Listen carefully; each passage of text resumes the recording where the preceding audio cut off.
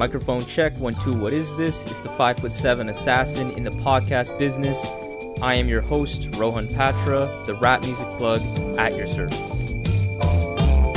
Here we are again at the end of a rainbow. Few artists have successfully bent the will of the industry and the listener quite like Mach-Hommy has. From the aesthetics of his formless rap delivery to his defiantly one-of-one approach to marketing and selling his music for lofty price tags, Mach has always been a rule breaker. And at one point, you could point to this rule-breaking tendency of his as a prime reason for why his fan base isn't as big, for why he isn't as successful as he could be. But now, I actually feel like it's become one of the prime reasons why his rise to underground stardom and legit mainstream acclaim has been so durable and so strong. Because it's built on something real. While that may be a route that takes more time than the microwave angle, its success tends to be long-lasting. So with Mach's greatness in mind, today's episode is a special one as we are joined by a legend in producer AUGUST FREAKING, whose strong ear crafted the soundscape for Mach's formative records that we've all come to know and love in HBO, The Gat, La Hertz, to name a few. AUGUST is joining myself, Kam of the fabulous Crate 08 podcast, Dan O, and K Diggy of Freemusicempire for a special State of the Game series installment where we dive into all things Mach-Hommy. What makes him special, his influence on the game, areas for growth, and how his latest album, Rich Ass Haitian, contributes to his ever-growing legacy of legendary hip-hop music. This is a jam-packed episode. You do not want to miss this. The Rap Music Plug podcast presented by QLC TV is the remedy to the I don't have anything good to listen to problem. Through in-depth artist interviews, album reviews, and general rap commentary on the best that the underground rap scene has to offer, this is your one-stop shop to knowing what to add to your queue, play next, or pop into your record player. Welcome to the show. Live from the apocalypse, this is your favorite porn star's favorite hip-hop podcast. That's true. Your favorite porn star is listening to Blip by Not Really and The Expert and thanking us. So that's what's happening. I am Dano, and I am the Doc Hudson of the hip-hop blogosphere, as Cars reference here. And my co-host is the Lightning McQueen of that situation. So I am lucky to be a part of this situation. So thank you for being here, Kay. Yeah, man. K Diggy. So we're here. We're joined by some incredible guests. We're gonna introduce, say the most succinct introduction I can give is we have Kam from Crate 808, who is a curator of hip hop podcast Posse Cuts. I love that. Somehow invites 1,000 people to each episode and cuts them together magically. It's incredible. So thank you for being here. Thank you. Absolute honor to be here. And that's going on my LinkedIn. I'm putting that all on my LinkedIn now. So. Yep. Curator, Hip Hop Posse Cut podcast.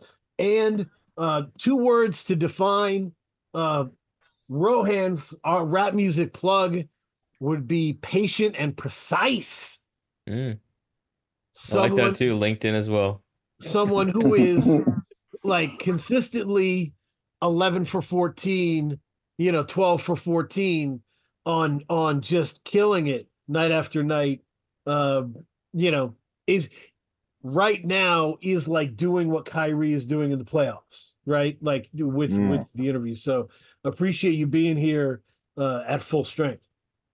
Appreciate it. That's fantastic. I like the Kyrie thing. I'm going for the Mavs, so yeah. Yeah. And someone I am so glad to have with us today, not just a legendary producer, but someone who I didn't think initially existed. I don't know if anybody remembers this bit, My bit initially was that August Fanon was not a real person, but was like, you know how people say Homer was a collective of Mm, historians and scribes? Like, I thought August Fanon was a collective of people making incredible music because I was like, there's no way one person is doing all of this. It doesn't make sense. Thank you. Yeah. But you are a real person, and I appreciate Yeah, you. I'm a real person, definitely. Yeah. What's up, everybody?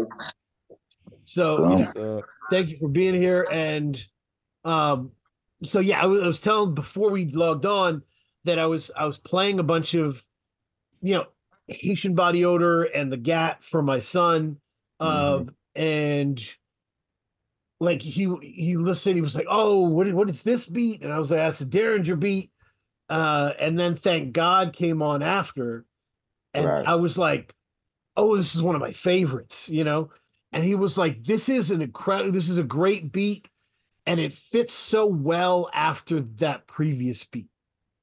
And Mm. I was like, that is kind of a Fanon superpower of like, Fanon doesn't just hand you a dope beat, he hands you seven and they fit perfectly with each other.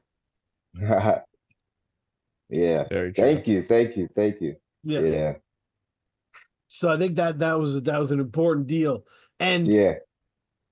so to be fair, like I first time I heard the GAT was yesterday. Okay. Okay. The Wow, first really? Yes. I can tell you why. I am very cheap, right? So my experience with Mach-Hommy in 2016, 2017 was I'll see you when you change or I change, right? Either my financial situation changes or your idea of this changes because I'm very cheap and I'm not going to pay for this like this. So I didn't so I hadn't heard it. And I heard it, I was Right, like, this right, is fucking magic. This is right. Okay, cool. Incredible. so when you were so far ahead of everyone in terms of hearing Mac and understanding what was important about Mac. What was what were the important things to keep in mind when sending him beats? What made it fit him? What can I say? Well, I mean, I met Mark like our first encounter was through SoundCloud, like December of 2012. He had hit me up and he was like, "Yo, I like your music or whatever." And I'm like, "Let's do something." So I was like, went through his page and he had a couple of things. I'm like, "Okay, cool. You know, this is a really good MC. You know, uh, the best MC I worked with up to that point." So I was like, "Yeah, of course." You know, and so we just started like working together. And we kind of bonded and we had a friendship going. And I was sending him just everything. You know what I'm saying? I was sending him everything. You know, and he'd go like I'd make like at the time I'd make like what I call beat tapes. So I'd make like 10 or 12 tracks, put them on a loop, and I'd send them to him, and he'd pick one or two or one he'd mess around with or something like that. Um, as we got closer to HBO, I know because we were kind of building on another album, another building on another concept, and a lot of that stuff got used for later stuff. But and once we focused on HBO, but there was a point that I remember I sent some maybe four beats in a row that all ended up on HBO. And he's like, I need these four. Like it might have been Tunnel Vision, the intro, 1080p, and something else. I can't remember what. I remember those particular like those all that came in a bunch, like in one pack, like at one time. And he was like, "Whoa, we're doing something else now." Or he had already told me he was like, I got a whole nother idea because we were like at least a year into like a whole nother project, you know. And then he just changed gears, like, "I want to do this." I'm like, you cool with that?" I'm like, "Yeah, whatever, you know. I'm not under any kind of deadline or anything like that, you know."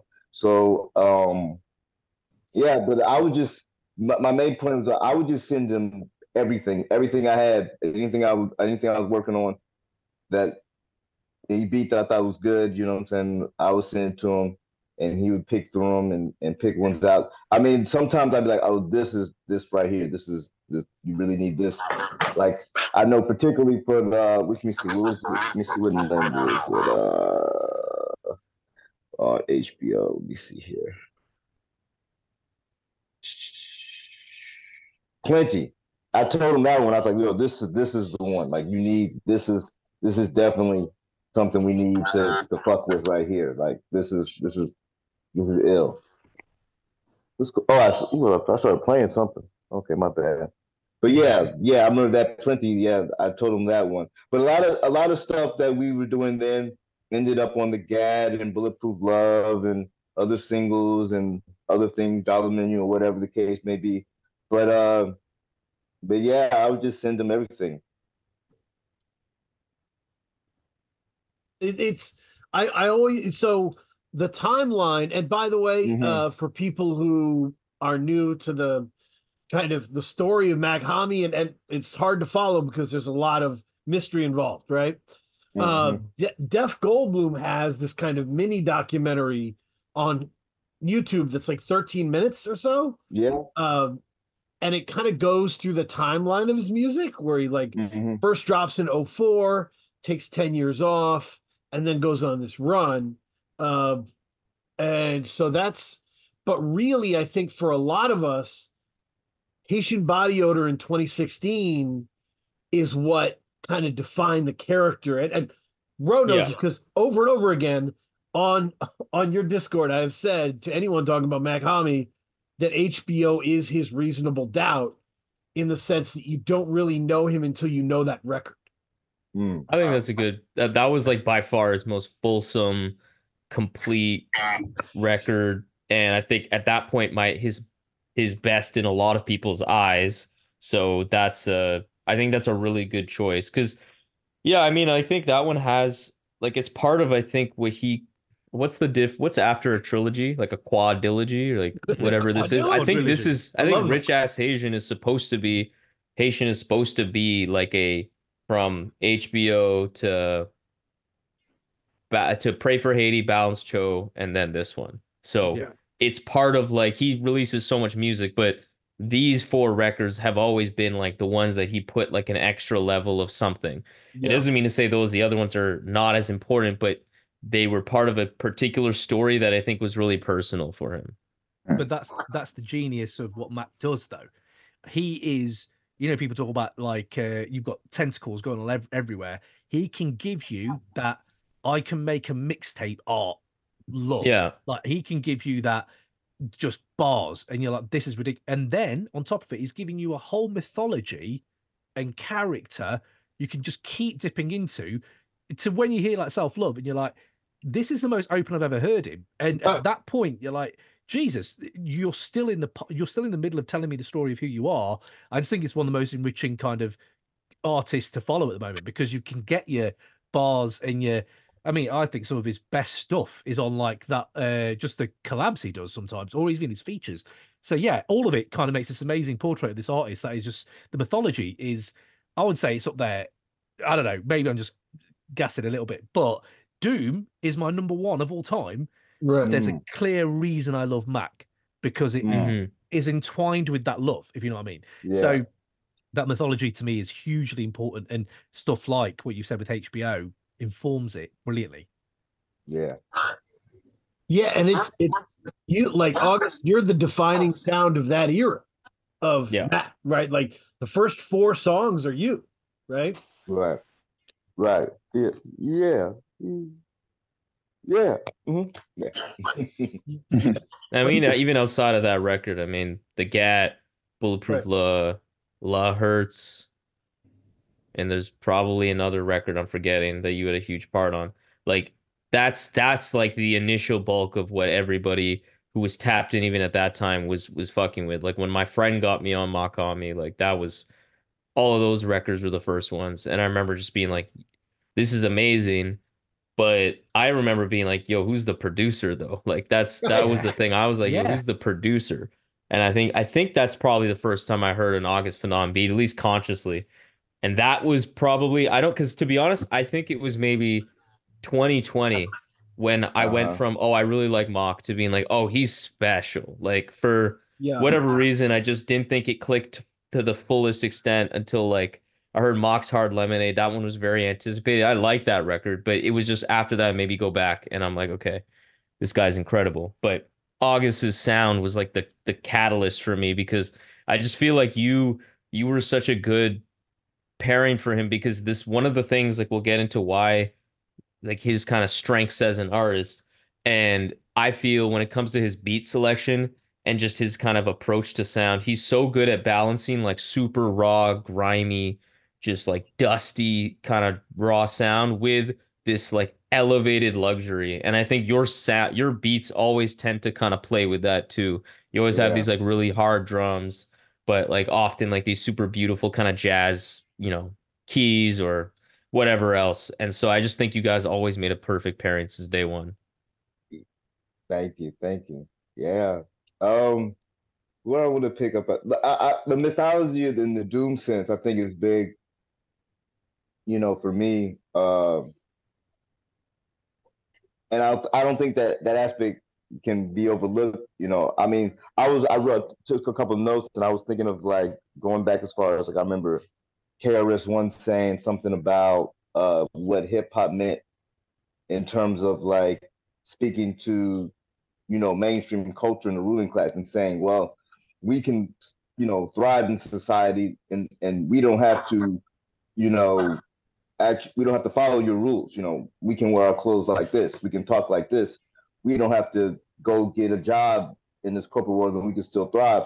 And Doom was like kind of like this anti-hero and still very much like take upon that ethic, and like, some of my rap friends I talk to, like we just like so love Doom and whatnot. And a lot of stuff I know I do is informed by that, like just how I approach putting out music or making beats, who I work with, what I do or don't do to promote or things of that nature.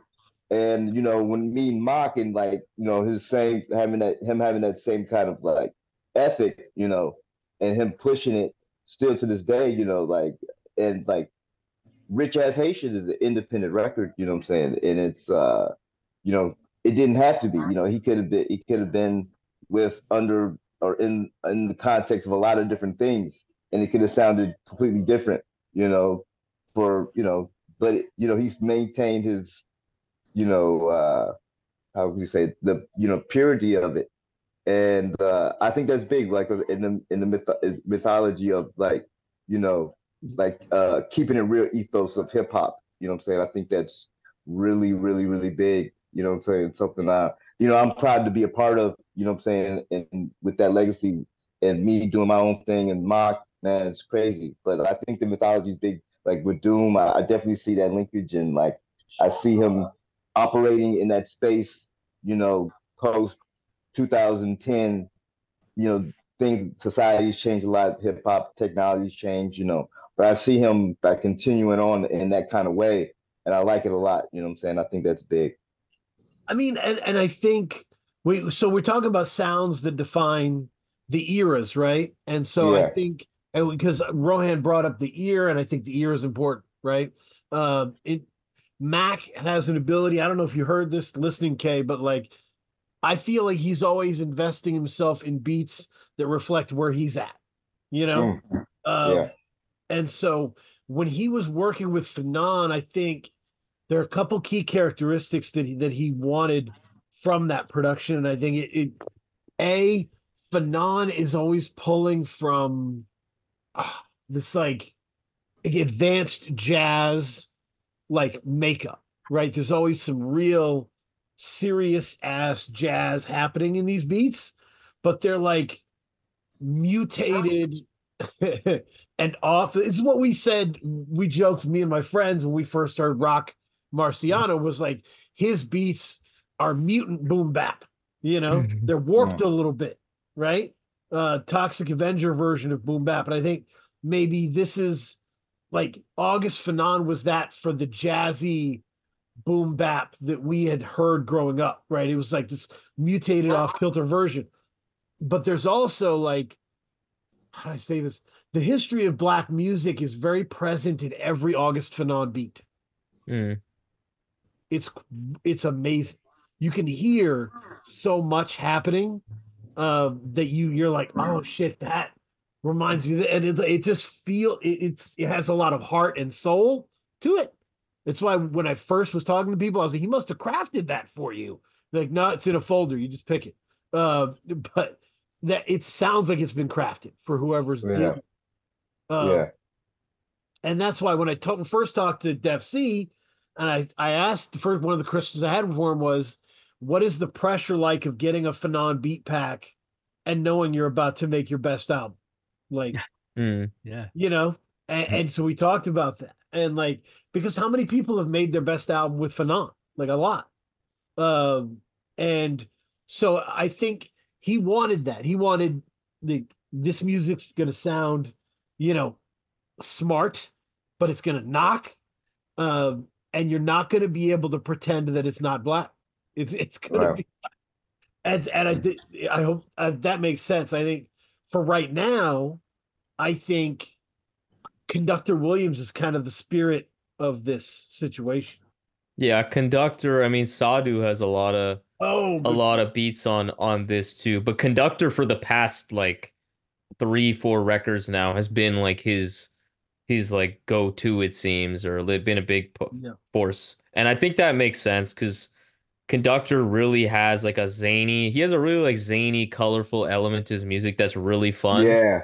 But 100%. and I think that just gives him a whole lot of like versatility. And I think Mach in this record's maybe his best like example. Like he's really spreading his wings musically. Like there's a K-Tronada beat here. Obviously, that's like very out there for him. But there's like I think what's honestly more surprising, but ends up feeling so normal and natural, which is again one of his characteristics that we'll talk about later, is that final track, like on the streaming version, Holy, Mm. that has like a choir, choral, vocal swells, the Yep. strings. Like this is something we haven't heard a lot from Mach, like in this way, where it's like you would hear strings and stuff, but this was done in a very like progressive, kind of like more modern pop almost way. Yeah. And Yeah. I'm like, Yeah. how does he do this? And it doesn't sound weird. It doesn't sound like he's like reaching for a sound that doesn't fit him.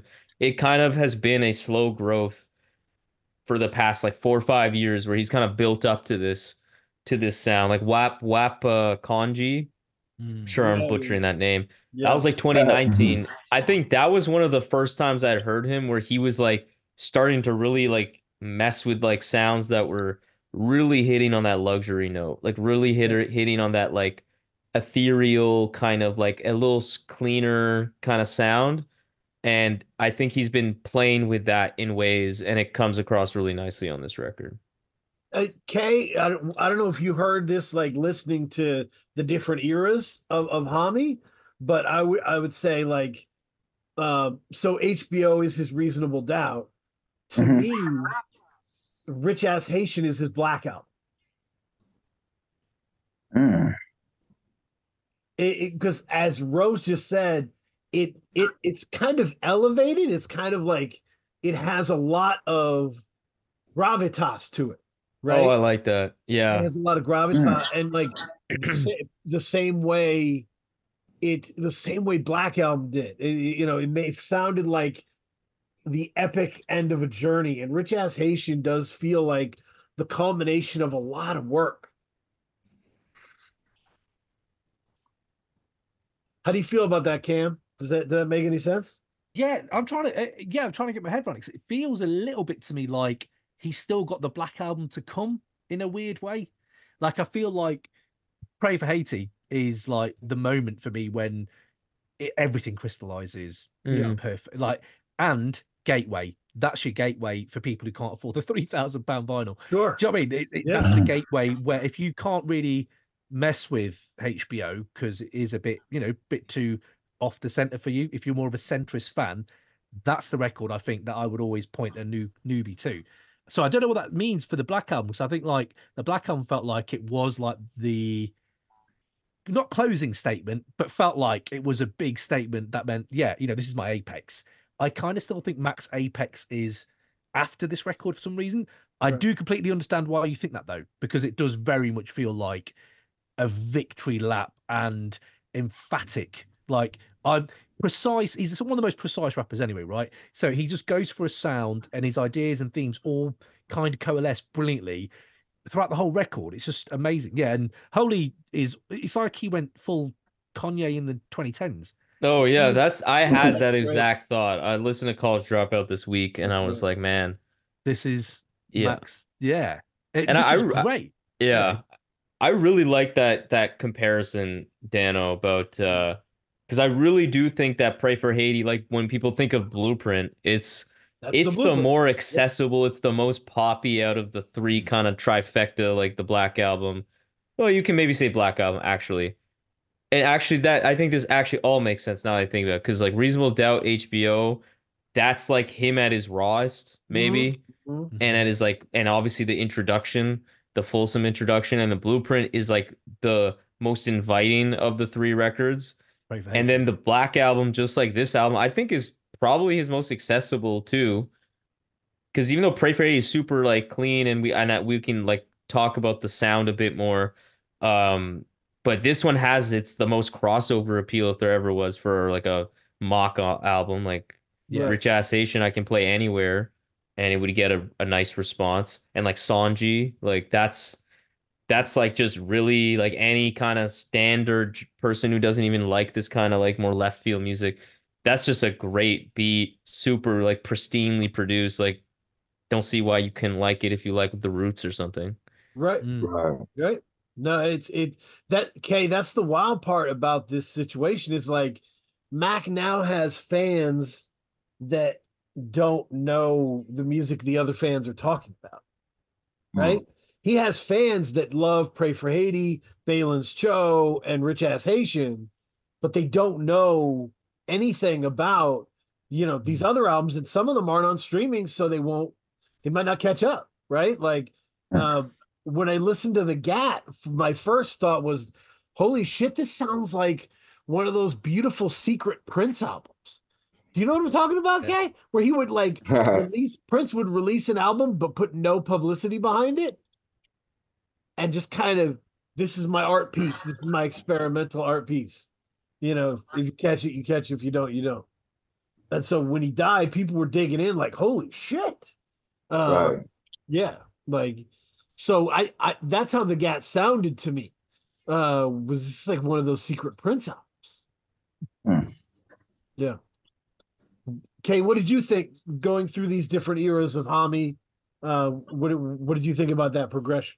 I mean, my first experience with Mach-Hommy was Pray for Haiti. Yep. So I think what really struck me is he's Haitian, obviously, and the country of Haiti has a very unique history in terms of not only in terms of what the people have been through, but its culture is a very rich culture that has that's like a melting pot of a lot of other cultures as well. So for me, like learning, not only about Mach-Hommy, but about the country of Haiti, I heard a lot of, I think his music is a clear reflection of his country. Right. And I think that's, I'm sorry to jump in, but I think that's when people say representation matters and they think like, oh, they're talking about like casting more Latino people in Spider-Man movies. And you're like, no. Representation matters in terms of like Mach-Hommy becomes big and now hip hop heads are talking about Haitian history. Yeah, exactly. You know what I mean?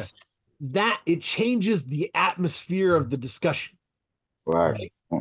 And I think that's that people don't fully understand or pretend they don't understand. Yeah. And I would add like even like musically, like it's definitely Haitian, but you could even localize it to New Jersey, Newark, and the Fugees coming through with the like listen to the score and listen to Wyclef's Carnival album and think about like the the the orchestration and the way the songs are laid out, what Wyclef was doing there, I think, and what Mark was able to do, and and that's why like I was telling you the other day in the chat, like, that's always been there. Like it's just the time and the place to pull it out and show the world really, what he could do. You know what I'm saying? But that's always been there. But yeah, and something Rohan said about like I'm gonna butcher the name now, Wapcom Joe, or that album always struck me. That's like one of my favorite albums of his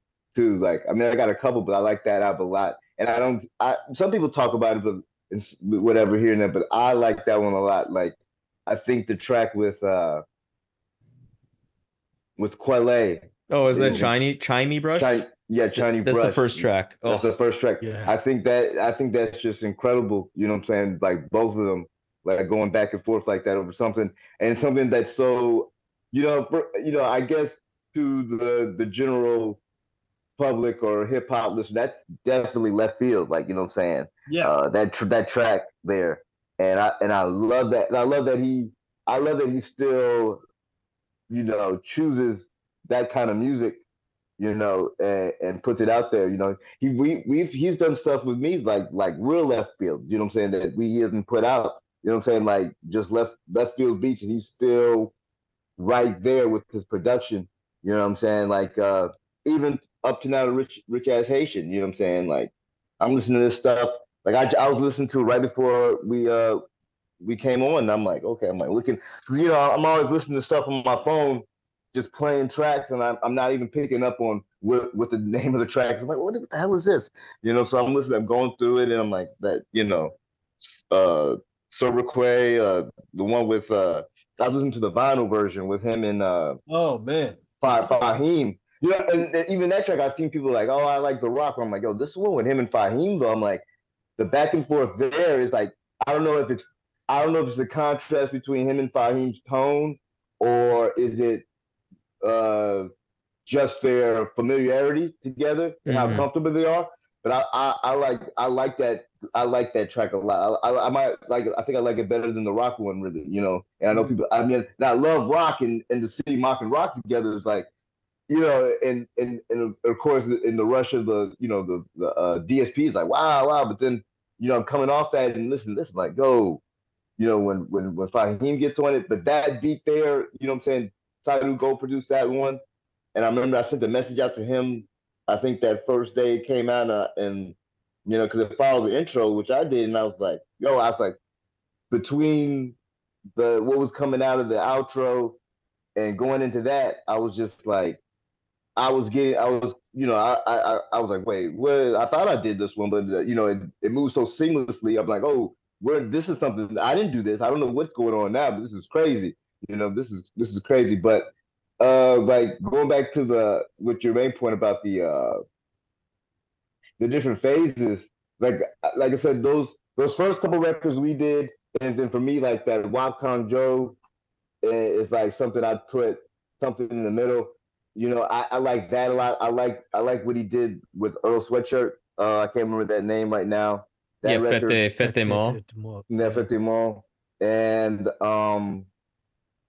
then moving forward to this Rich Ass Haitian to Pray for Haiti, but all those, everything, all the Thriz Nathaniel Nation tapes, all that stuff, the Dollar Menu stuff, the Dumpmeister stuff, all the features, the Kaytranada.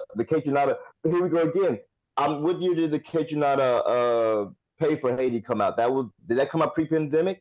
That was during pandemic. That was like 21. That was that little 3-track EP. That track's incredible. I listened to that yesterday again. Yeah, that's an incredible track, and a lot of people didn't catch that because of just how he didn't pump it like that.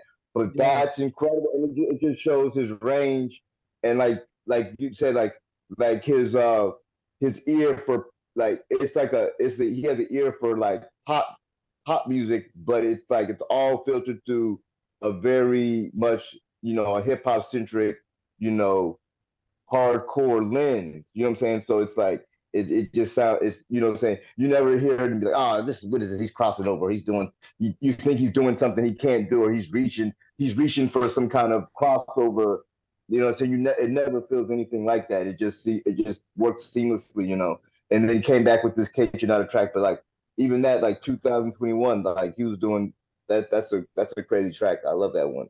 But yeah, I'm talking too much. No, it's, No, keep Yeah. going. It's all good. it's great. No, it's different eras, and it's great. I would say, moving to characteristics, the first thing I thought of, like I said, I missed a lot of the good stuff. I'd heard some Hommy, right? Mhm. I remember the first time I saw like a Mach-Hommy video, just trying to get a peek. It wasn't what I was too cheap to buy. I remember thinking, holy shit, the formlessness of this is singular, right? Mhm. Like, this is somebody who can rap, lock in and rap for 45 seconds and be like totally arresting, unbelievable, but then fade out, maybe let the beat ride, maybe chant a little bit, maybe, sing. And that, like, the songs I listened to, none of them really had the same shape. They were all in different shapes, Right, forms. right. And I was like, wow, and then I remember hearing, so when I had that in my head, I remember hearing other rappers do a Hommy type thing, and they all sounded horrible Yeah. because Yeah. it's faking that formlessness is rough. It's a Yeah, it bad. just comes up like you're messy versus formless. There's a very fine line between the Very, two. very. Yeah. Which is why a lot of my mates don't like Earl. When Earl first come out, it was like, no, he's not, he's not doing what I expect. It's like, exactly, that's the whole point. Doom didn't do what you expect. He literally didn't do that. Like, he would replace a word. But I'm saying, like, just to go into, don't want to step on what you were saying there, Dan, but I was looking at Mac's DNA and just thinking, like, what is it that kind of made him what he is now? But, he is totally his own. He's doing him. He's not copying anyone. But what informs it? And I was looking, thinking, well, at first I remember it was like, there's definitely a lot of Doom here, but it's Mos Def and Prodigy or Jay-Z. Like, it just feels like that. As I've got older and thought about it, those things are kind of solidified. Definitely Fugees is in that mix as well, as August was saying. And I'm just thinking, like, those were all evolutionary branches off this, like, kind of tree that we have. And he's just become that branch now, where you just, like you said, you heard other people doing stuff where you're like, what? But no one is as seamless. Go from patois, singing, spitting in one song. And I've got a few different examples we'll go into, but I was like, Jesus, he's setting the standard. This is the standard now. And you just have to do yourself. You can't ever copy it. It's like kind of like MF Doom again. You can't copy that. It's just who he is. You can, be influenced, but it's like rock. Yeah. It's like rock's in there as well, somewhere as well. But yeah, man, I just think he makes it felt like when I first fell in love with his music, it is that he makes something small seem grandiose. Like things he would talk about, but on the Sonics he's doing it on, I was just like, holy shit, he is adding so much color to my rotation to hip hop generally. Yeah. The color he was just throwing on at you. You were like, it was all the production for people like yourself, August, and the way his performance. It's not just listen to the performance of him. Not, and then you can dip into the meanings, but man, it's just unreal. Yeah, and I'd love to add to that because that was the thing when we were talking about characteristics. It's like I was thinking, I like you said mythology before. I like that, but I was the word that I first thought was like regal. Like he brings like a regal feel to like his presence that it's hard to quantify, but it's like when you're listening to especially these four records we talked about, but it's in all of his records, but especially these. You really feel like you're listening to something important and you just can't fake that. Like you can come off self-serious. You can come off just like you're trying too hard, but there's something about listening to him where you are brought into this world where like, I don't know, you feel like you're listening to an artist who represents something like going against the industry. And he's like, look at all of the success I've had doing something just like completely defies all logic from what people tell you would work, all of his business moves. And it's really like it's gone to the point now, I think, on this album where we talk about him arriving fully. It really feels like it's hitting a different kind of level where like I almost feel proud listening to it.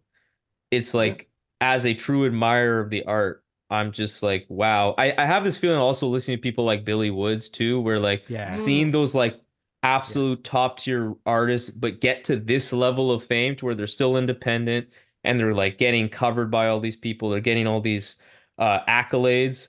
It almost makes you feel like society isn't doomed. And there's a way he does it. It's through this like rich picture painting he does, how he brings in Haitian culture into a way where it's like none of this. I feel like any mock listener now, like hearing him go from patois to like referencing some foods to like talking about Haitian history, none of us are phased anymore. We're like, oh yeah, yeah. Like I don't, my mind doesn't even like click like this is something different. He's made it so he's made it so natural and and just cool and fly, and it's just I don't know how to quantify, but it's that feeling of making your music and your presence feel like larger than life and regal and important. That's just special.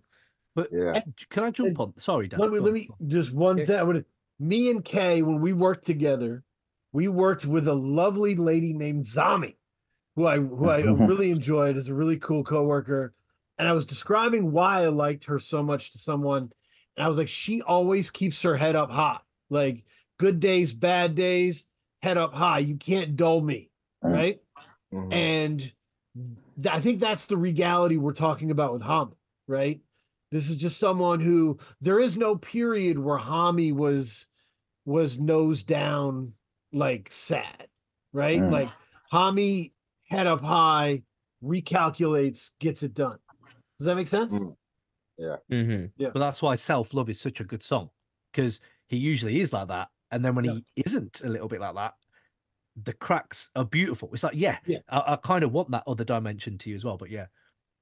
But I was going to, sorry, can I jump on what Yeah, you were go saying? ahead. Yeah, Johan? absolutely. Absolutely. No, because you made some brilliant points there as well. And it sounds regal, it sounds important, but it's not, again, going to the mythology, something outside of the music, his visuals, how he looks, all of that informs it. But it's also like, you're putting this as a $3,000 vinyl. I'd never heard of anyone Right. doing that. Never. I'll just in my personal experience, I've never seen that. He wasn't just sounding important, it felt important because you'd see it and be like, that's sweet. I'm gonna at least be intrigued to know what does that sound like. It's like that Mhm. Woo album that gets sold for like 1 million or whatever it was. And it was like, oh my God, what could that? You know, it's not gonna be that good. But I was thinking about he made me reassess how I think about art and selling your art.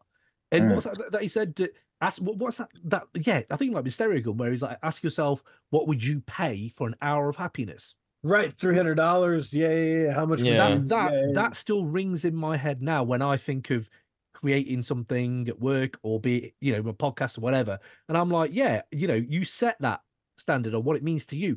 And I now evaluate my music listening a bit bit deeper now. You know, if I'm listening to, Right. I was listening to Iblis earlier and I was like, Iblis, this album is so beautiful to me. Mhm. I would have paid probably $80. I didn't have to, but Right. I reckon I would have because I'm getting that experience from it. And I think Mac, more than Griselda and Westside, and they've all done, and Rock obviously himself, but there's something about the way Mac did it where I was just like, wow, I don't know what it looks like. This guy owns a farm. Do you know what I mean? He's telling me stories about meeting Jay-Z, and you're like, this is crazy. Like, yeah. So yeah. And this is one of the things that weirdly it turns in my head of what you're saying, Cam.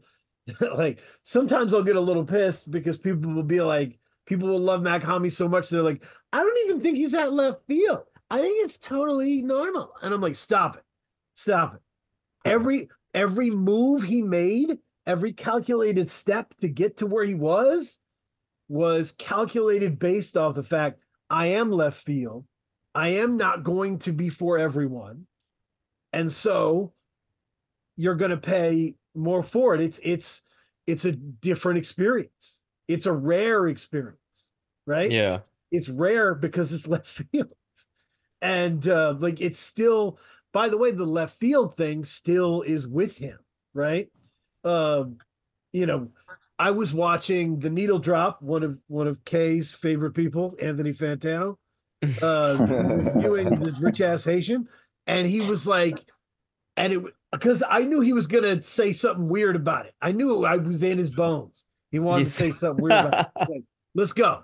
And he did. He was like, It's great because of this, that, and the third. And then he was like, but I just kind of wonder what this album would be like if he stuck to a concept and if it was linear and if he did it in a chord and built the blocks like.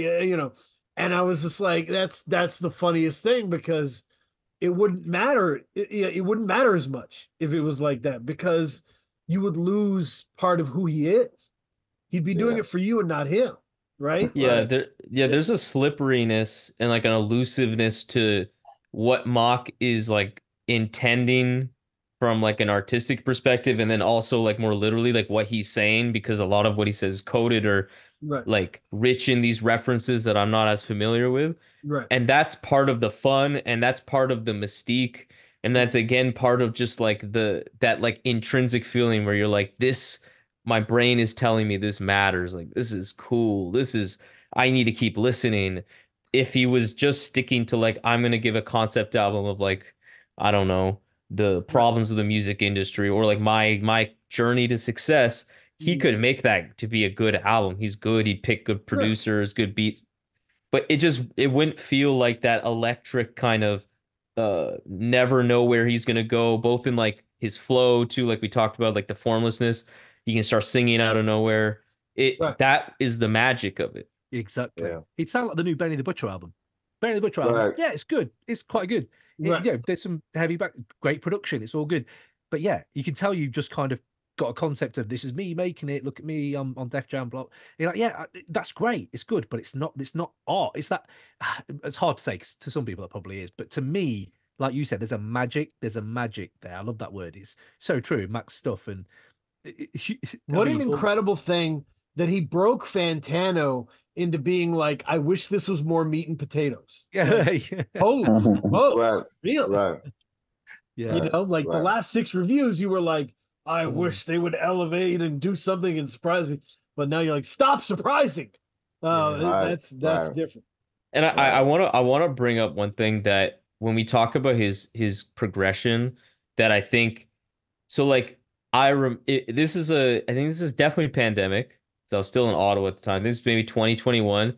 If anybody remembers, there was that beef between, which I think is still a beef, but like they had like diss tracks back, like Huss Kingpin and Oh, was it everybody. like Yeah. it was everybody, but it was like West Side and like Griselda yep, kind of thing. Yep. And so that was around the time when Mach and Griselda started to reunite and like they announced Pray for Haiti's coming. So this is before Pray for Haiti.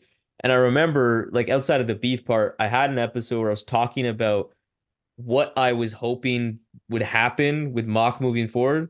Because this again, I was starting to love Mach, but like I was seeing the records since then, and I was like, man, you know what I think Mach could really use from the West Side Gun side of the world is like take that kind of unbelievable conceptual and like meticulous curation thing that West Side Gun's so good at, that Mach has shown at times, but other times I have felt like on those some of the records, like they kind of go up and down. Like maybe the Knowledge one, for example, I really thought that could have been better if just whatever reasons he could have put that together a little more consistently. And I was like, what if he took that aspect of him, Mach's gonna hit a new level.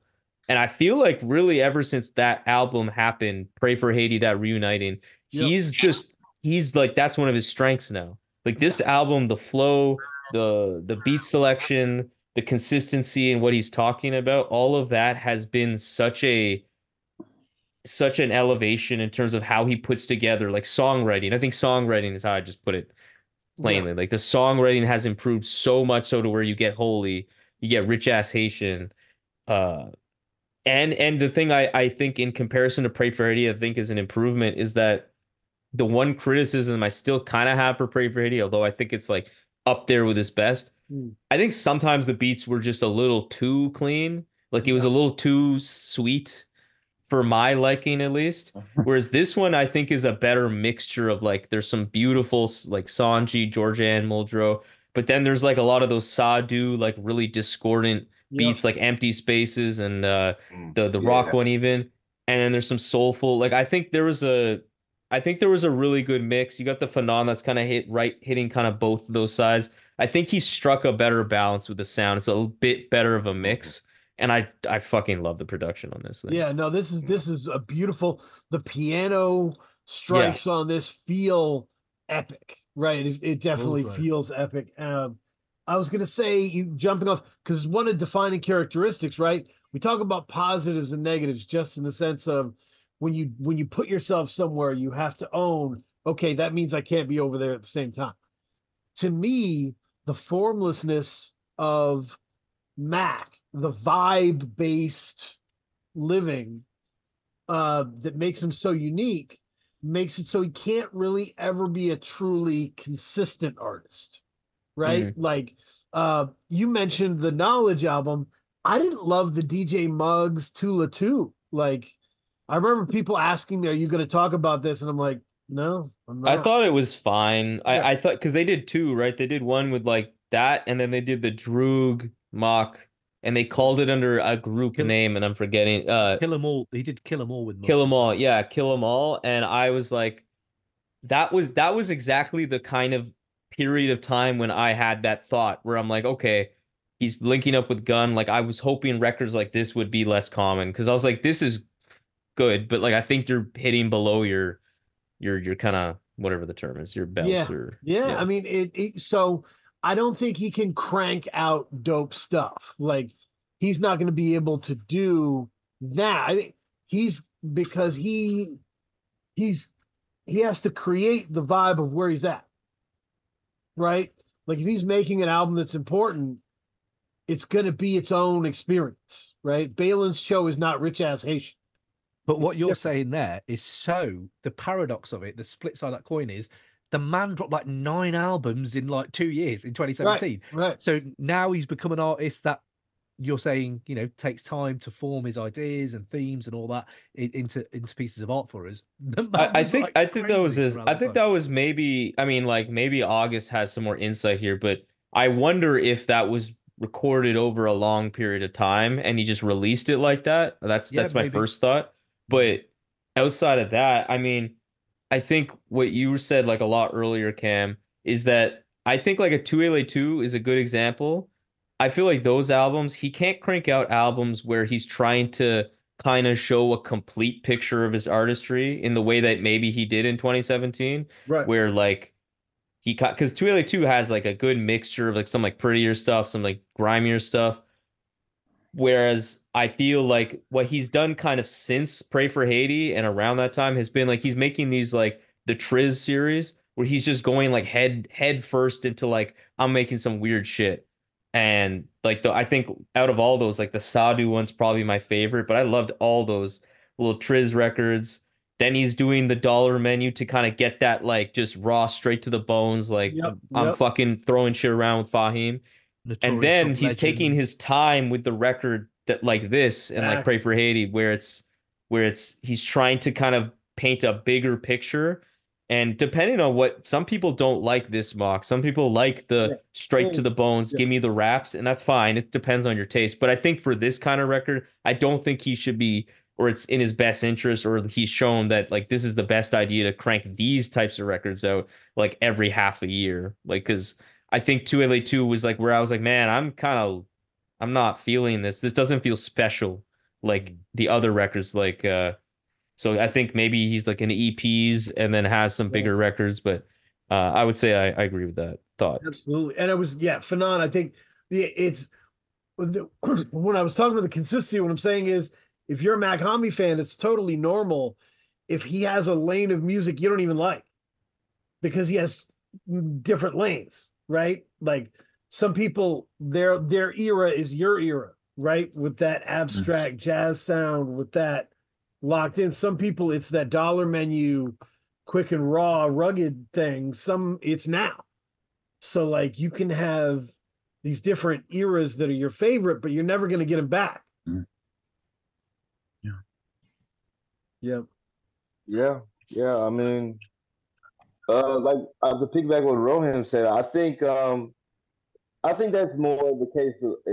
That's how I look at it in terms of like, well, like Pray for Haiti, Bouncho, Rich Ass Haitian are kind of like big HBO, kind of like big special records, in a sense. you know, that maybe took a little bit more time, maybe a little more, you know, attention to song structure, maybe more of an ear for an audience outside of what was already there. You know, like I said, Dollar Menu more just raw shit. You know what I'm saying? And like, and I think he's perfectly comfortable. You know, like, next time I'm gonna do this, and then next time I'm gonna do that. The next time it'll be something else, and then I'm gonna go back to this or whatever, or maybe it'll be something else altogether different. But I mean, I think that I think that's the better way to look at it, more so than like this represents just an elevation into something, like this is going to be something he does, you know, from this point on out. You know, where, you know, like, so because like next shit might be back to some just raw shit. You know, with kicking the shit with Fahim. You know. Right. And then like also, and that's cool with like great artists. I mean, I don't know where his catalog is now. I don't know how many records he's deep, 19, 20 records. I don't know. But like you think of like great jazz artists that have, you know, that have put out 60, 80 records. Like we're looking at people like that, like, you know, the catalog can get that silly. And when you get a catalog that big, it's like, you know, I mean, you know, from an artist of that magnitude, they're gonna put out a wide variety of shit. You know what I'm saying? Like Miles Davis has, like you said, has records that people don't fuck with. You know? Yeah, they don't know the sorcerer. They don't know the sorcerer. They got stuff that they don't know or they don't fuck with. But then there's staples that people like. All like, of course, Kind of Blue ended up on the Apple list. You know what I'm saying? But and that's a great record, and that's like a intro into him. But he's got a wide variety of stuff, and like Mach will be in that same space. There's going to be all kinds of shit. You know what I'm saying? Moving forward, I'm sure, like, sounding all kind of crazy shit, and it already has been. But yeah, no, with you. And you know what I like about Mach is he's created this. It's almost like a scarcity type of thing with his art. So instead of, I know he creates a lot of art, but instead of pushing it, he actually he actually pulls the audience in. So the audience has to go looking for his art. Right. And I think that establishes a different relationship, because, you know, when you have a lot of prolific artists, they're pushing their stuff. They're pushing a new project every couple of months. But, you know, when you create scarcity, whether it be like the Rap Genius lyrics thing, where he doesn't allow his lyrics to be posted on Rap Genius, or he charges $3K for an album. So if you hear that project, he knows that you looked for it. Yeah, exactly. So that kind of relieves the pressure. Like, okay, like I can do. It's almost like a stand-up comedian. Like, you know, if you go to a stand-up comedian show, you're paying to see him, so he can go up there and talk about whatever he wants, but you still paid. Right. So I just think it's a different mindset from the way, you know, that he's really set it up. Yeah. Kay's absolutely nailed it there for me. Absolutely. Just being a geek in the 90s and not having any access to hip hop apart from like one radio station, like one radio show, even not even the station. At that point, it became a love interest just to do the treasure map, just to find the shit. Do you know what I mean? Right. And happened with Doom, getting the leaks, all that stuff. Happened when I fell head over heels with Lupe, that mixtape run, and I was like, holy shit, trying to get them mixtapes. Kendrick comes along, does that. The last time and most recent time where I've had that fun is hunting for Mac, is hunting for the Gap, hunting for the Spook, stuff like that, where I'm like, and that's what you're right. I love the artist because I'm doing what you're doing, what you said there. He's pulled me in. I'm in the rabbit hole now. I'm on my 10th hour of Reddit, you know, fucking theories about does Mac do this or not? I'm like, well, it's just too much. And the Discord is another level, by the way. It's just like, I can't, if I do this too much, I'm going to turn it to one of the crap feeds in the corner, just like, maybe Mac is always here. Or either way, this is what he does to you. But so, yeah, no, you're right there, Kay. Absolutely. No, that's awesome. That's a great point. I've got a crazy Dan theory about Mach-Hommy that I was going to kick to everybody and see what everybody's thoughts were. Okay? Okay. So, because I was thinking about this, you know, this is my on the elliptical. On the elliptical, I was thinking about the commonality. I was like, there's something that Woods, Rock, Ka, and Mac have together that I'm trying to think of that I don't, that I can't explain, and then it hit me. I was like, these guys they're all it's all very dense. It's all stuff that you have to pay attention to, but they're all t-shirt rappers. Like, so t-shirt rappers, what do I mean by that? Like, t-shirt rapper is someone that can give you succinct, poignant, meaningful lines that are repeatable that you would wear on a t-shirt, right? One of the only t-shirts Ka ever sold was, I own the heat, I own the night, the heat's my receipt, from Cold Facts, right?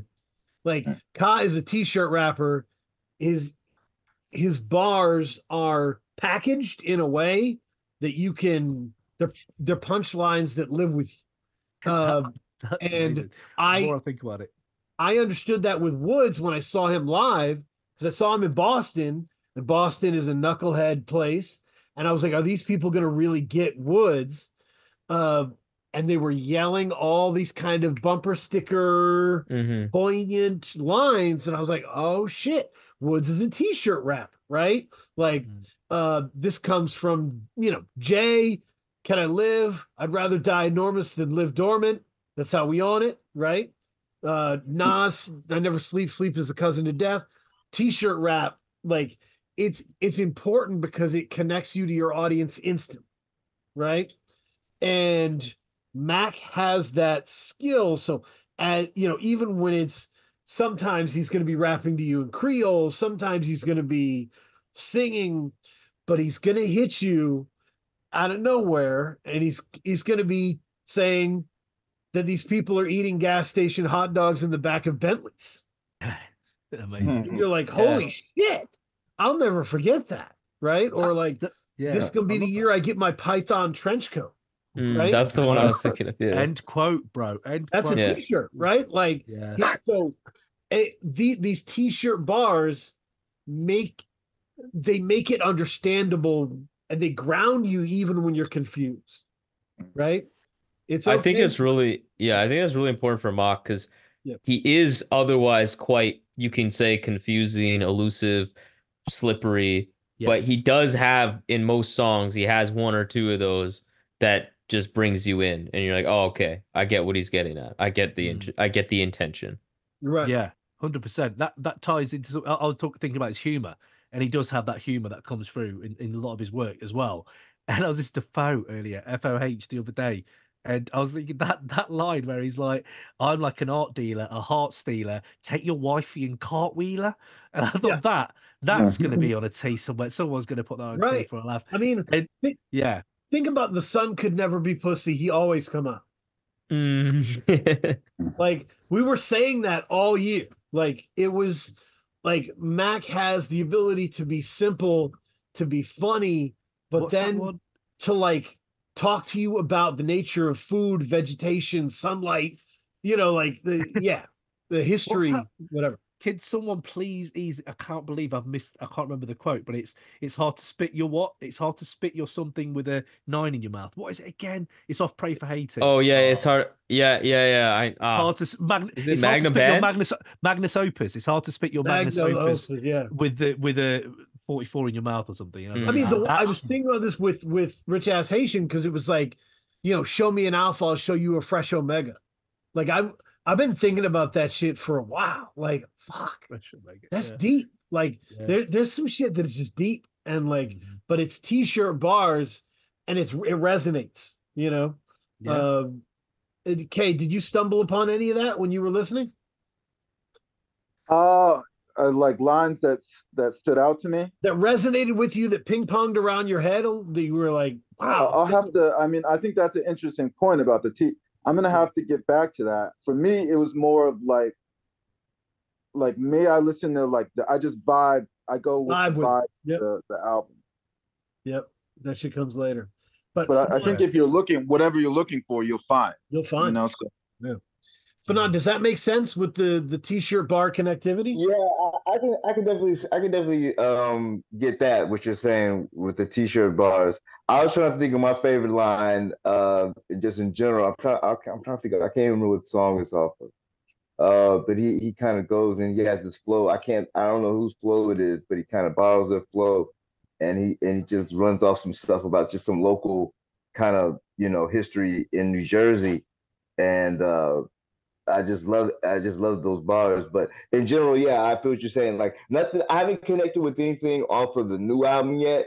I've been like K Rollins, I just been kind of just vibing to it or whatever, Right. kind of here and there, like, oh, I like this stuff, but I haven't really done the deep dive. That comes a little later, and I haven't had nothing really popped out to me yet. But yeah, like I said, you picked the four. You know what I'm saying? Ka, Woods, Rock, and Mach. You know what I'm saying? Like those four for me, like, man, Unreal. incredible. One of my favorite mock songs of all time, you produced Tunnel Vision. Mhm. They hate when your hoodie is off white. It's all right. They don't know you had it on all night.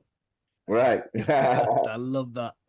Oh, Yeah. It's all and, like he has bars where it's like, where you have to think beyond the initial declared image, right? Oh yeah. Mhm. What's He that had it one? on all night. Oh, what was he doing all night? Like it Yeah. leads you. Yeah, go ahead. But He has that other one. In the age of instant gratification, the only commodity to have is patience. Yeah, that one's Yes. been a yeah. That's the same thing where you're like, the more you think about it, it's like one of them IG quotes. You go on IG and they put all these quotes up, and you're like, Right. that should be a quote.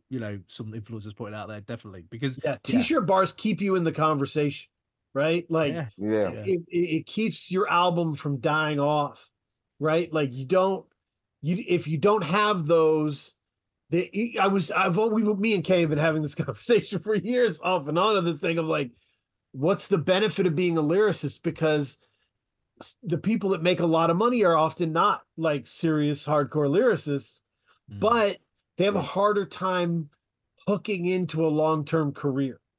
Yeah. Right? When you give me that sleep is the cousin of death, I stay with you for years. Right? Right. Like that hooks into me and I follow you because you changed my perspective. So like that's the benefit of those t-shirt bars is they keep longevity easier, I think. They're like modern pop proverbs in a way. Right. Oh, Yes. 100%. Yes. Yeah. Yeah. What was that one that he said that hit me as a night? He said it's crazy what you can do with some old polo and ebonics, and I was like, it is.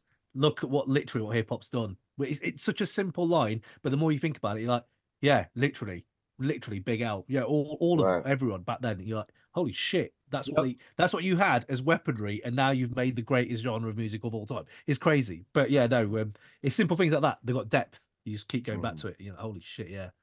So, no, there's mystery, but there's real depth in it too. Like I understand listening to a Mach-Hommy album for the first time must be like those long shots in Apocalypse Now of the boat going down the river with the mist, like it must be like that. But like that.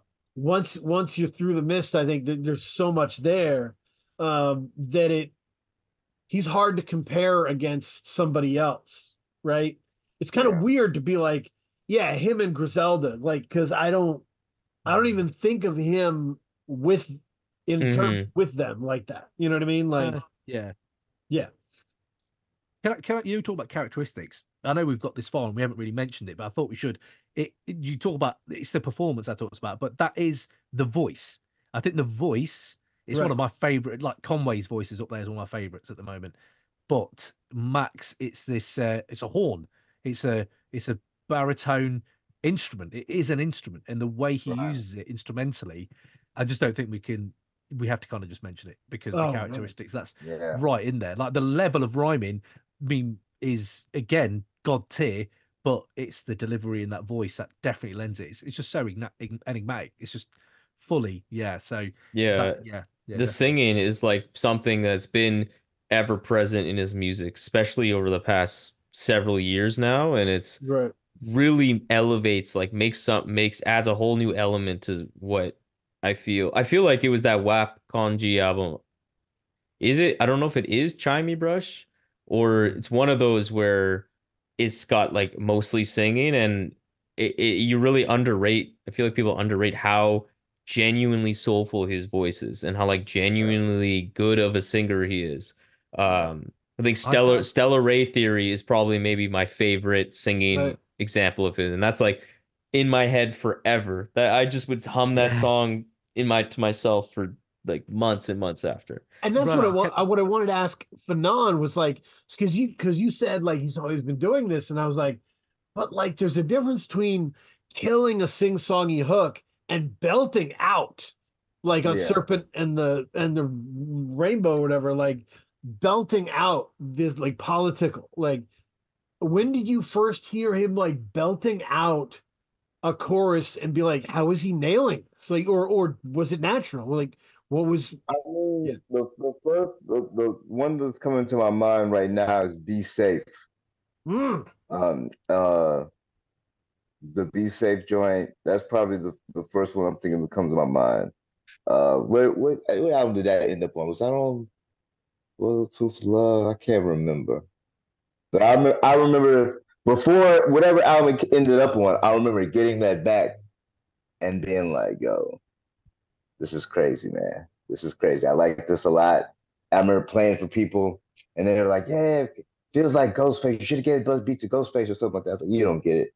But anyway, it's like that that that had to be like 2015, 2016. When we was doing that. But I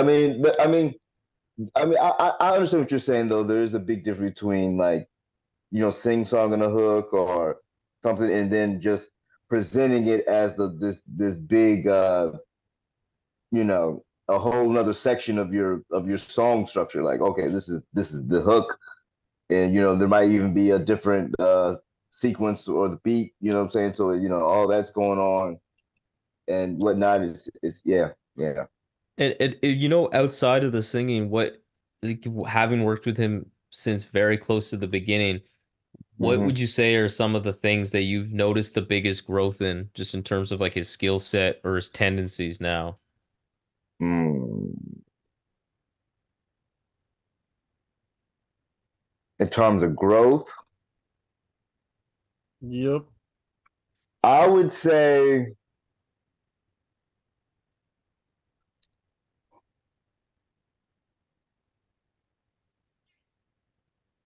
that's really a hard question for me.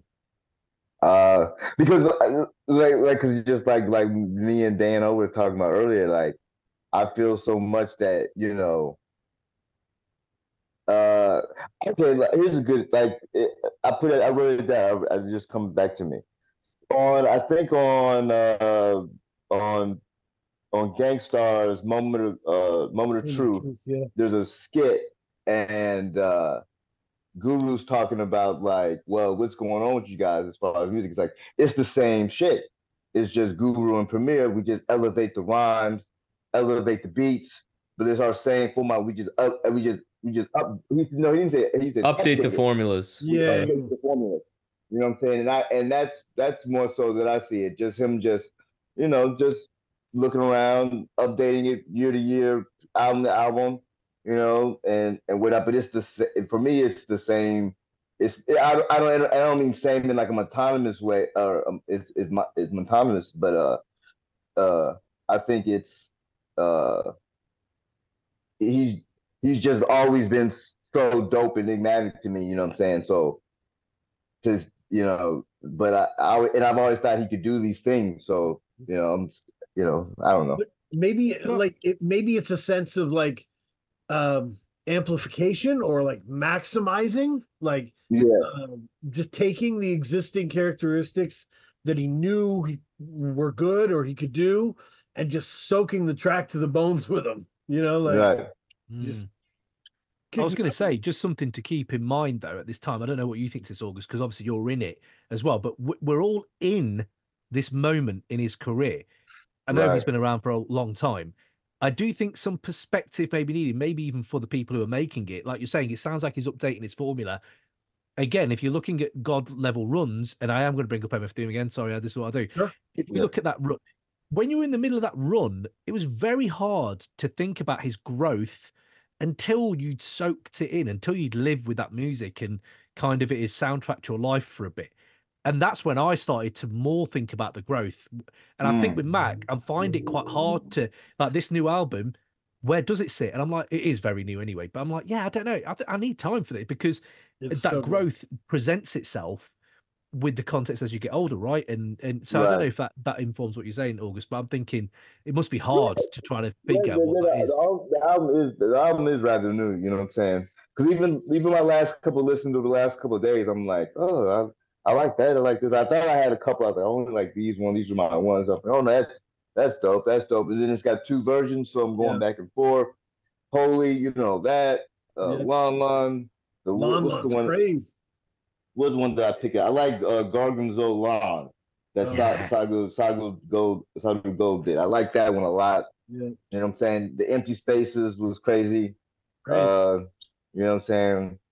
But I don't know, you know what I'm saying? Like I said, I think it's like like I said, I put it down my notes. I really look at it like a Guru premiere. Like I think Guru said that's how I see it. I don't know how he sees it, you know what I'm saying? But that's how I look at it. Like, yeah, you know, just updating the formulas, you know what I'm saying? Just updating the formulas, you know. And but even with that, I think he does has done out of all the MCs that have come through the game, you know, and I'll say this for the 3 that we mentioned them with Rock, Ka, and Wood. They keep their shit. Not only do they elevate and whatnot, but it's like they keep the shit still as raw as when they first came, when they first made that impact. You know what I'm saying? And it's still so good. You know, because so many people, for whatever reason, they can't keep it up or they fall off or whatever. We always talk about what happened to, you know, but these guys are just like, and it's not going, there's no sense of any kind of let up or like, you know, they're gonna fail next time or fall off. It's just gonna be, they're gonna be excelling at this level till they're gone, you know, till they stop rapping, you know. That's really special. You know what I'm saying? That's really special. That is. Yeah. Yeah. Cam, do you have any favorite ad libs? There were Mach-Hommy ad libs. Hit me up. Right. I know you asked me to do this list. I didn't do this list, unfortunately. Do I have any favorites? I haven't done a list of ad libs, bro. Okay. I have got a list of my favorite singing songs and some of my favorite rapping performances of Mac. Like, there's so much, but just my personal favorites. Singing, you know, you said Stella Ray Theory, bro. That, Rohan, you're absolutely right. That, it's like, I was thinking to myself the other day, smoke the good weed. I sat there, closed my eyes. I was like, that is the aura of like cigar smoke. That is cigar smoke, and you're kicking it in a massive leather armchair. His voice feels like that. It's mad. The texture, not texture, but do you know what I mean? Like the way it can make you think, holy shit, that feels different to just. So yeah, Stella Ray Theory. I've got a Bon Après Midi from the Spook, brilliant. Shapeshifter, again, brilliant. Russian Dolls, I think that was good singing as well. And then Criminal and Fromage. No one talks about Fromage. That, oof. No, actually, Fromage is the one where he goes from Creole to English, I think. That's the one. I love that about that as well. And yeah, man, just if you wanted bars, you just only heard the gap, right? Yep. Dan? Yep. I know it's very early, but what are you saying to that? If you is that one, you going back to that one? It's I've now heard it 3 times. What struck me about the GAT is that it is one of the most seamless listens I've ever had of an album. Going from, going 1 through 9, it wasn't just super easy and to transition from song to song. It was hard to imagine them in a different order. Like everything was perfect. Everything felt perfect and it felt going from the front half to the back half. I don't know. It just felt immaculately curated. Really. Yeah. Yeah, the curation's insane on that. Yeah. No, I'm just wondering because I thought the whole thing sounds like a guy rapping whilst he's dreaming almost. It's almost like he's in a different state almost. I think the rhyming on that is unreal. It's inventive, obviously, but it's kind of contagious as well. Like you want more of it, or you want to, you want to hear more of this artist. It really pulls you in. Like you said, Kate, earlier, it definitely does. What's he say on? Was it on 8 where he says, "I fuck college professors on their lunch break"? So simple, and you're like, oh, I know you now. I know what kind of guy you can be. Like, it's again something I think you said earlier, like just them t-shirt rats, but little shards, and Woods does it, Carr does it, Rock does it. You're right. Those are the people, the big four, where you think that the shards that embed in your brain, they just never leave and they just stay there. And man, they do that over and over again. And it's well, I love the moments that Mac gives us where he pulls himself out of the world, kind of. Like self-love is one of those situations, right? Where he like pulls himself out of the rat race, and it's like all this talk of bag getting is hilarious. You're the bag. Like, what are you talking about? And it gets into a level of thinking that is like totally outside of I'm rich, you suck, I'm a better rapper, and this kind of continuum. And Stellar Ray Theory is another one of those, right? Where he's just like thinking about the sun and thinking about like this dude lives on a farm somewhere. Like, so he's like sometimes brings that in the natural world in a way that we're just not used to in rap, Yeah, and when he does it, I feel like it comes across super authentic and really tangible. Yep. Like, I think I'm sure it's a pretty common pick, but 1080p, that Fanon, that beat, man, is stupid. It's stupid. That's still like up there, best of the decade for sure. And I mean, that gives me like he just picks up where that beat lets off, where it's just I feel that chorus is like so real. Like it's just I'm kind of at a loss for words sometimes describing it, but he has such a good sense at when to get really real and when to get, really complex and kind of all in the clouds of his references and kind of dazzle you that way. But when he cuts through, it's really emphatic. Right. I can feel that. Yeah. Yep. But then you have flow. Like I know we've talked about his rhyming and but the flow. And for someone who really, Dell, I think you did a Dell episode recently, Dan. It was wicked. And, like the Dell episode, the Dell flow was something that mesmerized me. And I listened to No Golden Calf. I get the same feeling where I'm like, oh man, that's satisfying. It just feels satisfying. And then you have Continental Breakfast, where I'm like, it's so short, but it's just so. I think precise is the word sometimes, where he's like, Jesus, it's like a speed bag at times. And not even just his pace can be fast, it can be slow, whatever, but it feels like he's constantly hitting you with these waves of just references and lyrics where you can't get around to it. I was listening to this one, I don't know if you remember Gourmets, and that shit, man, Jesus Christ. What's his lines here? I've got, first of all, he used the word chaps. Again, where you're like, who uses that's such an English. All right, chaps. No one I know in hip hop uses the word chaps. So chaps get blown off maps. Great line. My purple label M's wear cravats. Facts. Your iPhone 7 is a trap. Brat. My thigh bone connected to the strap. Anatomy of a black. And I'm just like, I'm cutting myself shaving here. I'm like trying to get ready for the morning. And I'm like, holy shit, what the fuck is going on right now? And there's one other one that I hit this morning. I've just got a geek out for this one. Dump God, I think. Tris Nathaniel. De Paramountcy. And again, leaving them shards. Charismatic apes on panoramic stage. Havoc pays. Vacaying in major ways since transatlantic trade. Yep. No, there's so much. Wait, I'm sorry to keep spitting these things, but I'm ruining them. But I'm just saying, if you don't know, get to know. Listen to them verses when you're like, yeah, man, he's unreal. Yeah. No, the references are totally unexpected, right? Like was the first line of Rail Bulgarian? AO flip you like Dutch traders.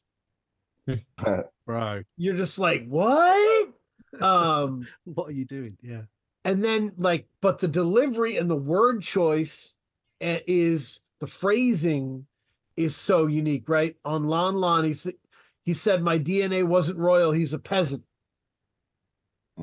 Like, who's out here calling people peasants? Like, it's not the way his language is a mixture of all these different languages and phraseologies. And he kind of gets to pick however he wants to say it at whatever point. You know, it's liquid metal, Terminator 2, like forming whatever you want. Yeah. Which is pretty great. So, but yeah, it's hard to quantify. Like, it's hard to hold his career against somebody's career because, like, he doesn't operate the same way, right? That was what was so striking to me about the song with Black Thought that Quelle produced. And then also Fanon on the vinyl. Right. Version. Yeah. Right. Yeah. Nice little flavor there. And I was like, Thought is so dope and sounds so great, but there's a sense that Hommy is the king of seasoning. Like seasoning those additional things into the lyricism that's beyond the lyricism, that connects to the lyricism, that tells a greater story. And I was like, man, I wish, what would Thought be like with seasoning? Right? No, that's so funny that you bring that up, because that's like, if people ever gave a criticism to Thought, it's like whatever you're getting at right now, which is like technically one of the best lyricists to ever live, has like thoughtful subject matter, can introspect, like can do pretty much anything. If there was a criticism, is like sometimes there's a level of blandness, and again, I don't know how much I subscribe to it, but there's something to it. There's something to it for sure. And Mach has that in spades. And I think that song, I know I posted something about the record or about that album in general, and someone's like, yeah, I loved it, except Mach got washed on Copy Cold. And I'm like, mate, I don't know if that's true, but also, like, I just don't even think that's the point of the song. I don't think Mach was trying to go like bar for bar in that way. No, I don't know which, I might like Black Thought's verse more, but also I might not. It's just like, they're not playing the same game. It's different world. Yeah.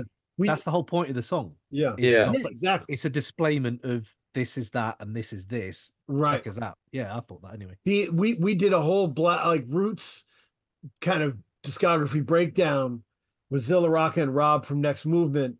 And Zilla explained this phenomenon with Black Thought better than anyone. He basically said, Philly's a working class place, right? And the Roots are a working class group, and the Black Thought is kind of a lunch pail MC. Like, as great as he is, you know, he clocks in, he kills his shit, and he leaves, you know? And Hommy's not that at all, you know? Hommy's not that at all. So, like, that's why that track stands out and is so cool, because you get those approaches in one. Does that make sense? Yeah. Yeah. Yeah. We wanted to talk about, Dano, the kind of like areas for improvement or like things like that, because I just want to I do have to leave somewhat soon, like in the next like 10 minutes or less. Go for it. I think and I think it's challenging because we talked about it with Mach with when you referenced that Fantano review about he like, oh, I just want him to be like consistent, this, and I agreed with everything we're saying. One thing I would see as being possible, because he has shown an ability to do it, although it's rare, is to find a way to show a bit more of himself, like on like a self-love, like that kind of song, if he could do that more often. But the flip side of that, I know someone would say, is that that's kind of why it was so powerful, is because that was so uncommon for him. So when it hit, you're like, whoa, you're speaking like directly, like in this way that is not like you normally do. But I could see that as being an interesting thing for him to experiment with, if he kind of maybe on a project was a little more consistently like that. Not all the time, but, you know, maybe half the songs or something like that, being a bit more directly introspective towards himself. The other part that I could see being interesting is if he makes a project where he's like leaning on his singing voice more than ever before. I don't even know if I necessarily would prefer that, but I would love to see it, because Yeah. every time he like sings for real, I've grown to love everything that he sings now. Even some of the earlier stuff where I thought it was just really kind of hard to grasp because it was so raw. Now I love it. Like now I just think he does it so amazing, Mhm. and it could really be cool. Yeah, I think I my hypothesis, Ryan, would be as you get older, you tend to distance yourself from the young knucklehead shit that you used to do, right? So that's why, like, I know Bruiser, I was listening to a Bruiser Wolf interview, and he was talking about, like, I hate my drug dealing jokes. Like, I want to move away from that shit. Like, it's corny. Like, because he really did live it. He really lived past it. And now, whenever he spits one, it's new to us, but it's old and corny to him. Hmm. So, like, Mm. he will probably in the future not abandon it, but minimize it, right? Reduction in that. So I Mm. feel like as Hami gets older, there'll be a reduction in gun bars for gun bars' sake, a reduction in, flip the pack like this and that, like similes. And in the place of those, we will hopefully get that kind of content, that self-love Hmm. type stellar theory content will take more of a center stage. That's just my hypothesis. How do you feel about that, Cam? I was going to say something very similar. We talked about the Black Album earlier. And on the Black Album, you see a bit more of Jay-Z. That's what I mean. I think that's to come. I think Self-Lurt is a signpost in that way. I'm not saying he's going to do it, but I can see more songs coming out as he gets older. That's hopefully, he's never been that kind of Billy Woods kind of like storyteller of like, No. well, he has been that, but I mean, Yeah. like, Billy will give you that point of view from that kind of perspective. And I think there's something with there and Matt.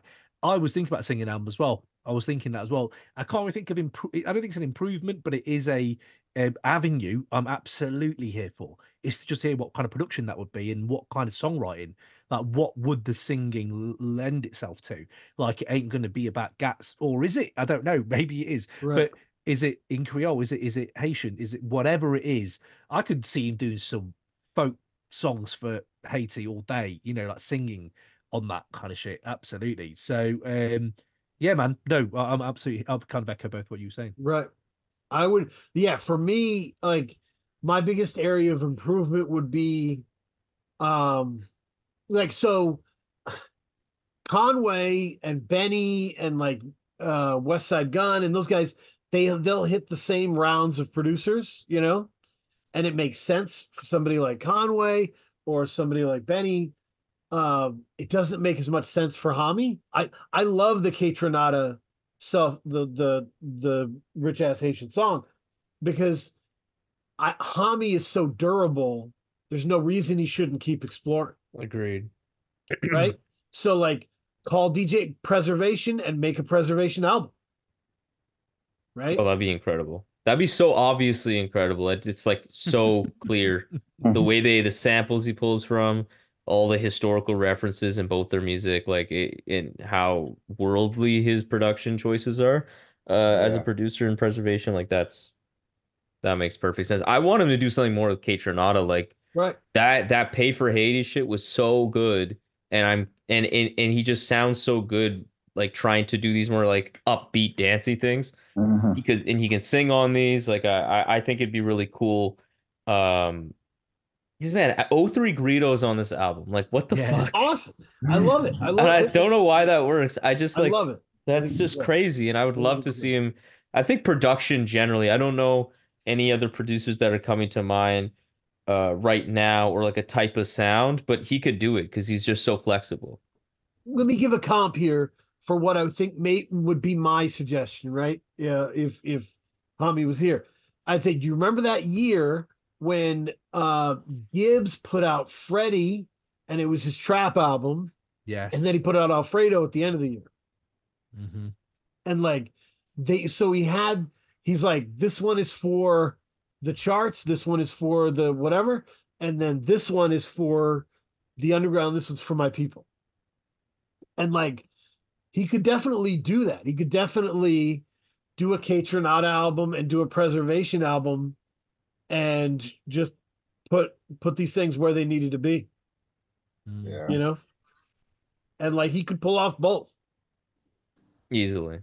Drop them in Yeah. the same year and be like, who else can do this? Bro, You know? I need Yeah. some. I don't know why I think this, but I was thinking Fortet the other day. I don't know if anyone's into like Fortet. I love Fortet. And I was just Interesting. like, I love Fortet, and I was thinking he does do production outside of just his usual, electronic stuff. And I was just thinking, imagine if Mac and Fortet. It might not work at all, but in my head, I was like, that would be a dream lineup, just to, just to see what that would sound like. Yeah, but yeah, man. I'll tell you Go one for the thing. gold He's ring. definitely listening to Matt. Go for the gold ring, Cam. Go for Burial and Mach-Hommy. You know, I mean, I was going to say Burial. but Oh my god, a mock Burial album. So I had Burial to begin with, and I like the fact that you know me that well, Dan. But I don't think Burial would work well producing for an artist. I think I've heard a song before where he's done it before in the noughties, and yeah, it's okay. It's not Burial. It's not Burial. Mhm. So I was like, I don't need him to be tarred with it. Let him. He's Neo. Let him live his life over there on the mountain. Do you know what I mean? Max on his own, man. if there was a band that I was going to have Mach-Hommy do an album with, it would be Portishead. Yeah, 100%. That's an easy one. I mean, Yeah. there's such a hip hop. Yeah. Yeah. That would be a lot of fun. But yeah, any August Fanon, have you ever thought of like if you were Hommy right now, what would you focus on developing and moving forward into? What would you be trying to go for? I mean, I like the preservation comparison or matchup, and I think I'd be interested in like exploring those spaces. But also, there's this guy that I like a lot, Wino Willie. Oh, Oh, he's dope. dope. Yeah, he's dope. Yeah, I and know, I really. think because like I remember like Mach and before he passed away, Raj G did some stuff. And I like Wino Willie because like he gives me like a jazz feel that like I feel like I'm like, oh, I feel that like I'm in that chamber too. But like his drums are like the way he programs his drums give me like that Raj G, like the 808s and kind of just the and it got that conductor kind of like zaniness that you were talking about. So I like that collabo. I also like as a dream. I think Mach and Thom Yorke, like Radiohead, like them hooking up on some stuff would be crazy. Like, Oh, that's real. production wise, or even them two as vocalists, I like them together. To do something that'd be kind of crazy. That's you a know? great call. Can I just So this twist isn't this like thing? a basic like something's broken with Hommy and he would need to fix it. This is basically there's a Chris Rock quote about getting rich or famous just means you have more options, right? Yeah. Mhm. And so when you have more options, your decisions are important, right? And like so Mach-Hommy has more options than he's ever had, right? And so all I would say is don't get comfortable in your existing contact list, right? Jump out there and and grab some stuff and scale up, but it's Right. Yeah. Right. Yeah, that's what I was I'm gonna have to make a move in a minute as well. But I was gonna say just the 90s thing. If you could get Mach-Hommy on any 90s album, which one would it be? I was thinking this myself. Like as a feature, like to be as a part as of a a feature, okay. yeah. If you have a song, it's all good. But I was This like, is a good which one question. This is a classic Crate 808 question. This Yeah, is- it's a we can't- classic one. We can't let go of the 90s. But yeah, Ah, if you guys had any. There's a I'm lot of thinking great about that. options. I'm like in my iTunes right now, sorting by year, Mhm. just Yeah. playing So, classic 90s The tracks. first one that here. comes to is the Quiet Storm album still 90s? That's 90s, right? Quiet Storm 99, I think. You're thinking 99. Murder Music, isn't it? Yeah. I would put him on Illustrious. Oh, nice. Okay.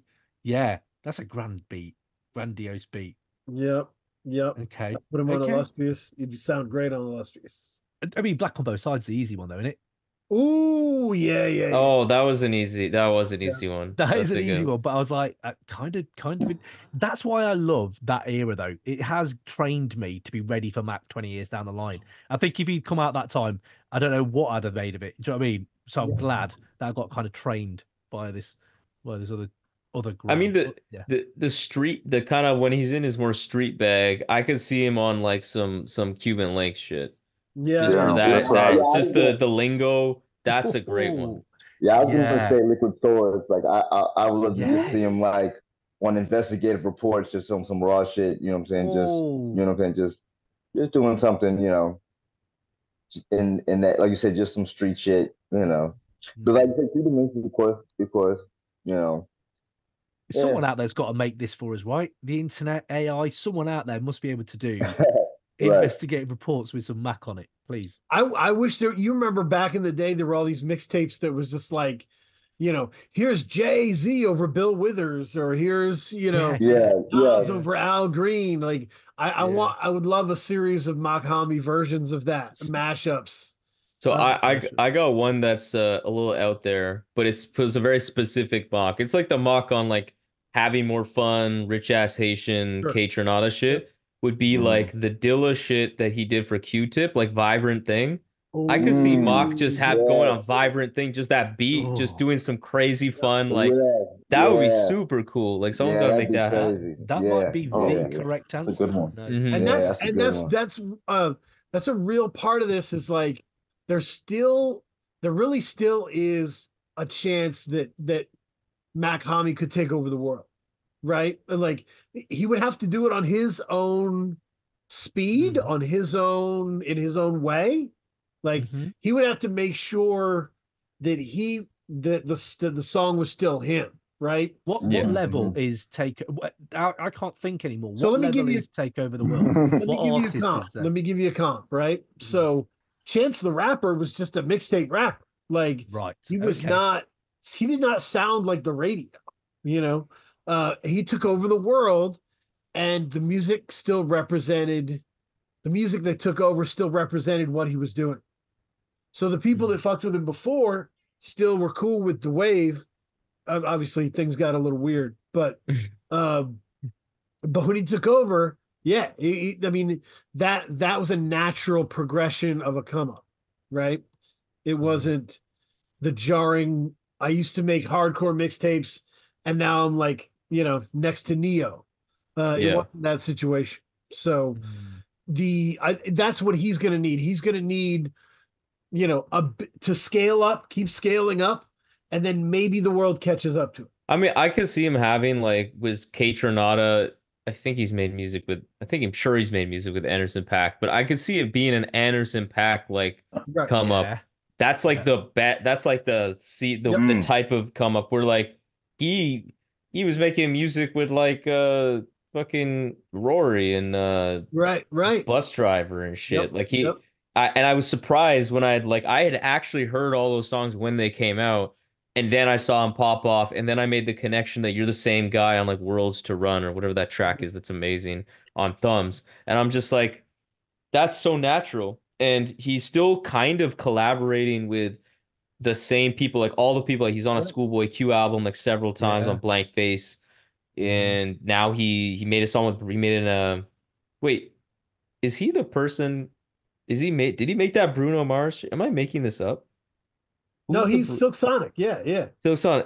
Okay, Yeah. shit, I Silk forgot. Sonic. Like Yeah. Yeah. that's That's him. crazy. Like he made an album with that fucking like crazy A-list like And then A-list turned around mainstream and he's guy. doing another knowledge album. Yeah, and then he's doing another Yeah. knowledge album. Yeah. Like I Two could weeks. see that being the type of like in Mock's lane that could be something. That's still to be seen. I don't even know if he Yeah. wants that, Well, but it's could be cool if he really links up with the K Tronada wave like that. I think K it Tronada's a really good could take person to over do that.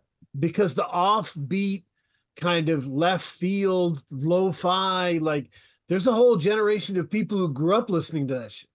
Like Hmm. it's not weird to them anymore. So I think it could work. Yeah. I'm ready Yeah. to go to recommendation corner unless anybody has anything else. No, I'll go recommendation corner first here, and Cool. it's with our special guest here, Fanon, because I've been always taking the chance to talk about this artist and specifically the work he's done with Fanon, but Kinsey Babyface Perlis, like go check out all of the albums they did together. Okay.